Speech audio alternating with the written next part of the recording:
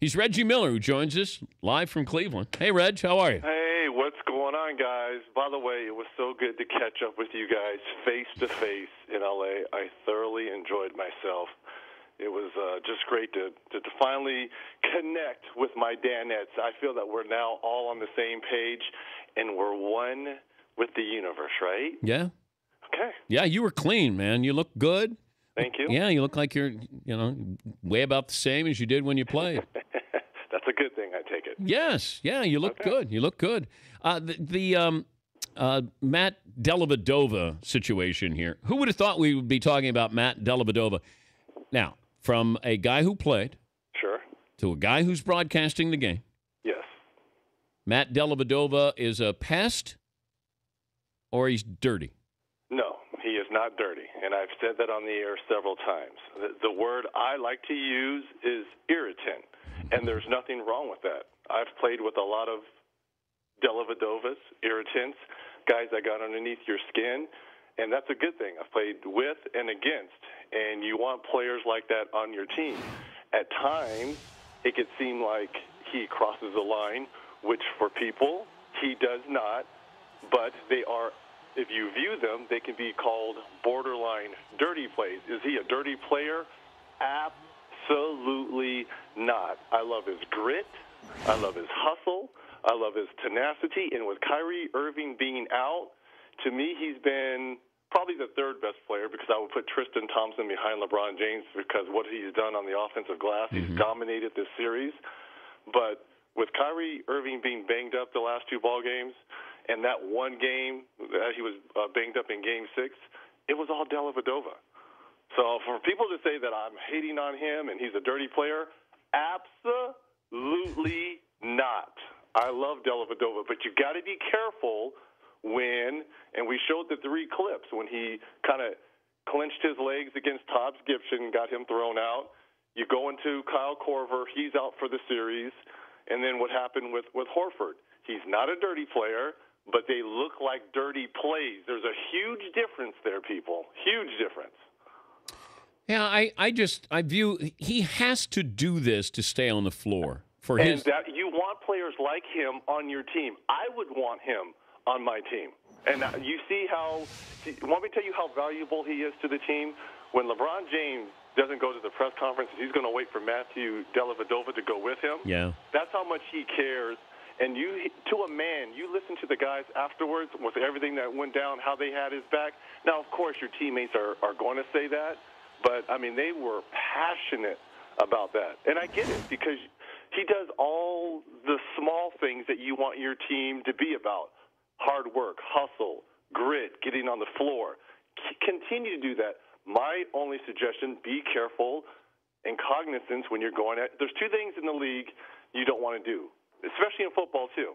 You don't go at guys' knees, and when a guy is going in for a dunk or a lay-in, you don't try to take people out the air. Those are 2 things that are just unwritten rules you don't do. You don't want to take bread off someone else's table. Well, he's also got to be aware that somebody is going to return the favor with LeBron James. And you don't want to have it where they're not going to come after you. They're going to go after your best player, and that's where you got to be careful. Well, the same people that were saying that Dellavedova is a dirty player, Cavs fans, are saying that Kelly Olynyk was a dirty player on Kevin Love. That wasn't a dirty right? That wasn't a dirty play that Kelly Olynyk did. I didn't think it was either. No, every rebound, people are clinched like that. Now, Kevin Love says it was a dirty play, so it must be a dirty play, right? You can't have it both ways. Is Kevin Love around the team right now? He is. He was sitting behind the bench. He came to our wrap party last night for Turner. So he's around the team. He's engaged. I believe he got that cast or whatever he had on his arm or shoulder removed. So he's just in the beginning stages of rehab. Foregone conclusion, though, he's gone, Reg? Yeah, he's gone. Well, I asked that, too, to Coach David Blatt before Game 3. Was there any chance, especially with, if the Cavs wrap up and the finals don't do not begin until June 4th. Was there any way? And they're like, no, absolutely not. Oh, no. I meant gone from the Cavaliers. Oh, I'm sorry. You thought he'd been coming back. You sounded so official. Yeah, I asked David Blatt, and he said, yes, he's gone. Oh, boy, no. You should have hit the breaking news like you normally do. Dun, dun, dun. No. There you go, yes. No. No, I don't think he's gone. I think... you think he stays in Cleveland? I do. I think he stays around. I think he signs a one-year deal. Oh. I do, yeah. I don't think he signs a long-term deal coming up. I do think he does a one-year deal because the TV money is getting ready to come in and kick in. So I think he wants to be a part of that in 2 years, I believe it is. Well, that's why LeBron only signed a 2-year deal, too, because of that. Do people understand what LeBron has done with the Cavs? Now, look, I'm a LeBron apologist here. I don't have to apologize for anything with this, but this is to get to the finals, and if he would possibly win this with his team, with no love, 2 cast off from the Knicks. You got Kyrie Irving banged up. He doesn't have Verjao. I mean, this has been a pretty... Now, granted, going through the East, but if he wins the title, he will have gone through the best team in the West. This has been pretty... But I think people will root for Steph Curry and the Golden State Warriors because it's new. Let me say this. For what LeBron James has done in this series alone, to be averaging a triple-double, and, oh, by the way, averaging 30 while averaging that triple-double. Yeah. No Kevin Love, as you mentioned. A banged-up Kyrie Irving hasn't played the last 2 ball games. And to have 3 cast-offs, this team really changed direction once Anderson Varejao went down because the general manager, David Griffin, he had to start searching. You go out and you get Timofey Mozgov, so now you plug the middle. Now you have a true rim protector and a center. You got 2 guys in Iman Shumpert and J.R. Smith who another team did not even want. Mm-hmm. Go play somewhere else. Take your ball and go somewhere else. And they've bought into the system, and I give all the credit because LeBron James said, bring them to me. We can mold them. They're going to buy in, which they have, and the Cavs are playing just as good as anyone. And for him to be averaging a triple-double in this series, and look, he had 2 Hall of Famers in Miami in Dwayne Wade and Chris Bosh. Yeah. I mean, if there's any case where it'd be Michael and the Jackson Fives right now, Tito and Jermaine, it'd be in this case. Right now, he is Michael Jackson, and these kids are straight getting it done here in the Eastern Conference. Game 4 Eastern Conference tonight on TNT at 8:30 Eastern. The more I looked at Dwight Howard, the punch to Andrew Bogut, I got the feeling they might upgrade that to a flagrant 2, and then he might, if that was the case, he wouldn't play in Game 5. I am so surprised. Like, to me, that was 10 times worse than what Horford did to Dellavedova, in my opinion. And he got tossed, yeah. And he got tossed. So here's Howard with really a punch to the face of Bogut, and it was just a flagrant one. I don't know if the league is making it up as they go, but there's got to be some type of consistency here in the playoffs because I think that's what's frustrating fans. It's frustrating us in the booth when we're calling games because from game to game, it's changing. And you just want some type of consistency out there on the floor from the officials and back in Secaucus when they're looking at the game film. So I agree with you. I think if they're going to upgrade it to a flagrant 2, and he very well could be suspended for Game 5. How scary was that with Steph Curry? Oh my God! I'm happy for him that he was able to come back. But watching it real time, because we were at our wrap party and we were watching the game, and then to see him go up, and he's lucky he didn't break his right arm. Oh, that's what I thought. Yeah, I thought that's what I thought. I thought he had broke his right arm the way he fell. But very fortunate, very fortunate. Now I'll be curious, because he's going to be sore. That neck is going to be sore. The head, the neck, the shoulders, how he responds. Because if you looked at the first 4 minutes, once he got back on the floor, he didn't even look himself. He got a shot blocked. He airballed one. He did almost like he wasn't all there. So I'm wondering, once they do the concussion protocol and they go through all the tests, if he'll be fine. But he is certainly going to be sore. The fact New Orleans hasn't named its head coach leads me to believe that they're going after somebody who's still working, which would lead me to believe that it's Jeff Van Gundy, since he's still working. Do you think? What's the chatter there of who takes over New Orleans? Or it could be Alvin Gentry, who's still working, who's the lead assistant under Steve Kerr with the Golden State Warriors. Yep. Look, both would be great hires. I'm sure Thibodeau is still in the mix there, even though he's under contract with the Chicago Bulls. If you're the Pelicans, you can't go wrong with either one of those three guys.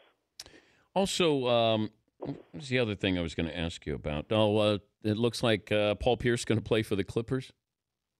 He opted out, correct? Yeah, I think that the consensus is he's going to play for the Clippers. Which what a great story for him to come back home. Yeah, go back home. You know, he's from the Inglewood area. Obviously won that championship with Doc with the Boston Celtics.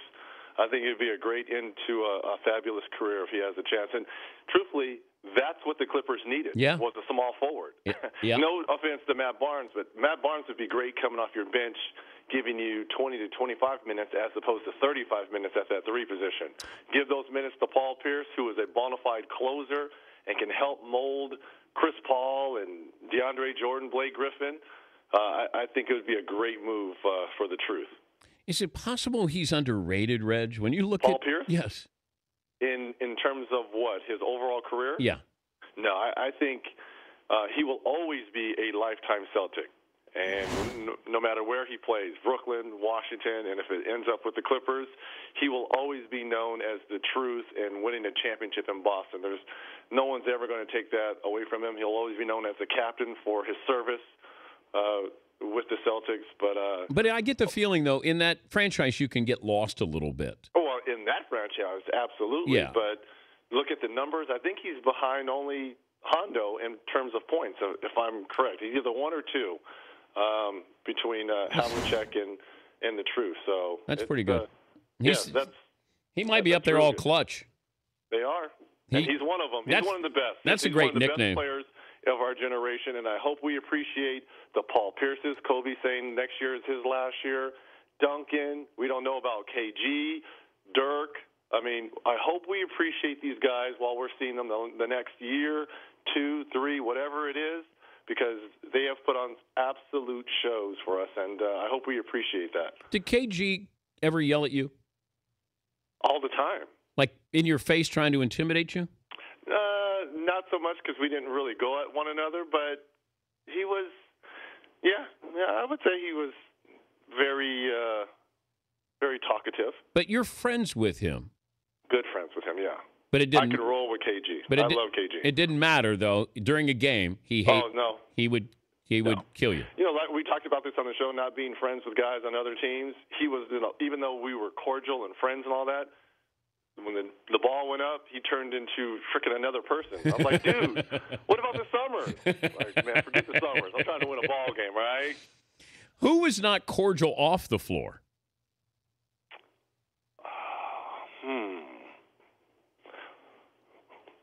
I would say Oak, but Oak and I are pretty good friends, but you didn't know what Oak you were going to get. I think Oak's allegiance is probably only to Michael Jordan. Wasn't he? He was Jordan's bodyguard. Unofficial bodyguard, yeah. Unofficial bodyguard. And that's a pretty good bodyguard to have. It's like Gretzky had Dave Semenko. Gretzky always had that bodyguard on the ice. Right. Here's Jordan with Charles Oakley, and no one messed with Oak. No one. No. And what's funny now is you look at the game and the teams, gone is the enforcer on every team, because you really can't enforce anymore because of the eye in the sky. The officials review everything now. So if there's any rough play, like before, you could kind of get back at guys, the elbow shiver here. If there's a dust up, they're always going to the monitor. So you can't do anything anymore. So the enforcers are gone in the game. Think about it. Like, how can you, the game Steph had in Game 3 when he was going crazy shooting threes, back in the day, when he drove, remember he threw that high one up? Someone would be taking him out of the air. You can't do that anymore. You can't send messages anymore. Is that good or bad? I don't know. I mean, I'm an old school guy. If a guy gets hot, you got to send a message. But it's hard to send a message when you know they're going to go to the review tape and you why do you send a message? How about you play better defense? It's easier said than done when you're going against Steph Curry and he's going through his legs 30 times and there's nothing you can do. Right? I mean, what could you do on Steph in Game 3? That was ridiculous. What could you do against James Harden last night? There was nothing you could do against James Harden last night. Well, if that was like a Pistons game, like they would have beat him up, right? Absolutely, right. Yeah, there wouldn't have been no review. The officials wouldn't have went to the monitor, right? So you could get away with a little bit more. You can't get away with anything because of the eye in the sky. That's the point I'm making. We'll be watching tonight, Reg. Thank you, Thanks, guys. bud. Appreciate it. It's Reggie Miller, NBA on TNT. Tonight, it'll be Game 4. Cavs, Hawks, 8:30 Eastern on TNT.